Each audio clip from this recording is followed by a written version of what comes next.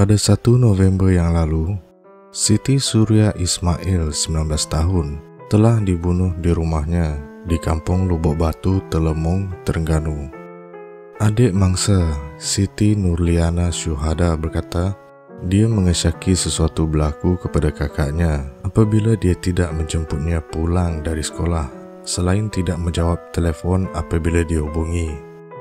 Ketika tiba di rumah kira-kira jam 2:30 petang, Siti Nur Syuhada terkejut melihat kakaknya dalam keadaan terterap dan berdarah di ruang tamu rumahnya. Selain itu, pergelangan tangan kirinya putus di samping kecederaan lain pada bahagian muka dan badan. Kejadian tersebut dipercayai berlaku kira-kira jam 9 pagi kerana bubur nasi yang dibeli oleh abangnya Muhammad Zaid Azroy untuk ibunya tidak terusik dan lampin masih belum ditukar. Sebagai rutin, Muhammad Zaid Azroy akan ke rumah menghantar bubur nasi untuk ibunya pada jam 8 pagi dan keluar semula ke tempat kerja selepas selesai sarapan pagi. Polis menahan seorang remaja wanita berusia 19 tahun bagi membantu siasatan kes bunuh Siti Nur Surya.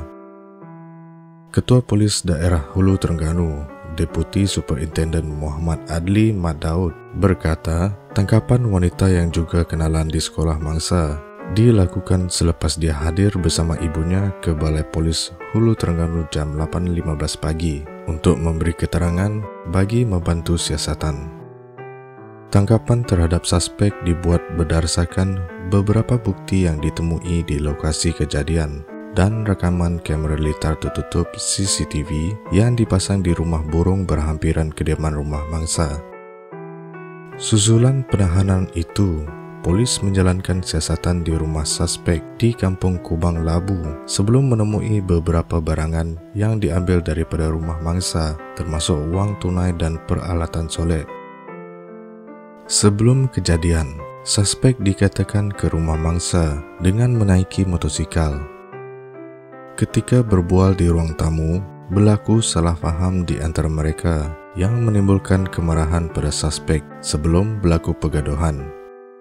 Ketika bergelut, suspek dikatakan mengambil pisau yang ada di ruang tamu sebelum menggelar beberapa kali pergelangan tangan kiri sehingga putus.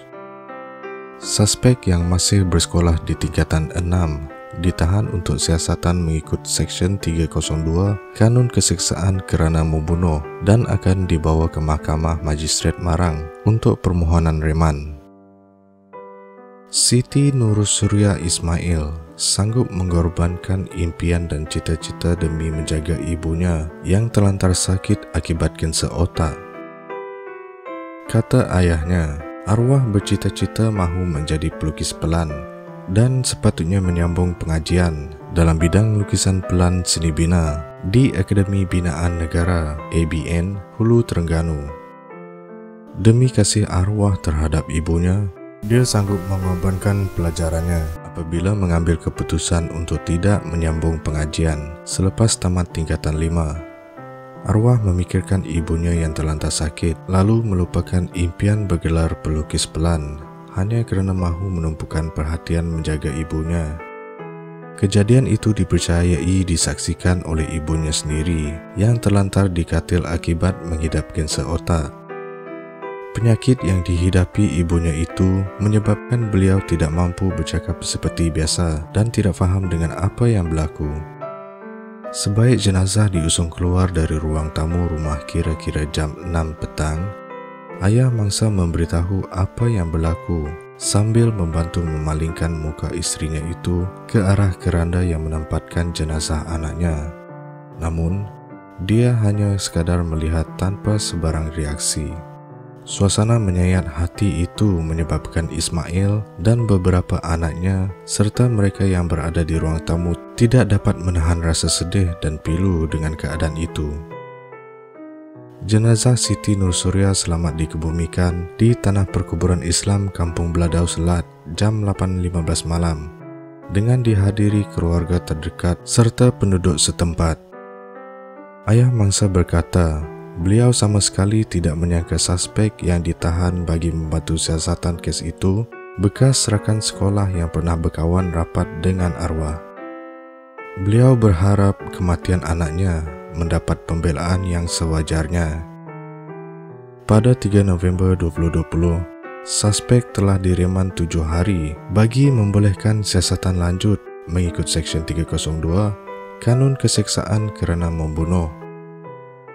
Perintah tahanan reman itu dikeluarkan oleh Magistrat Engku Nurul Ain Engku Muda. Setakat ini, polis masih menyiasat sama ada suspek melakukan jenayah itu bersama individu lain atau berseorangan.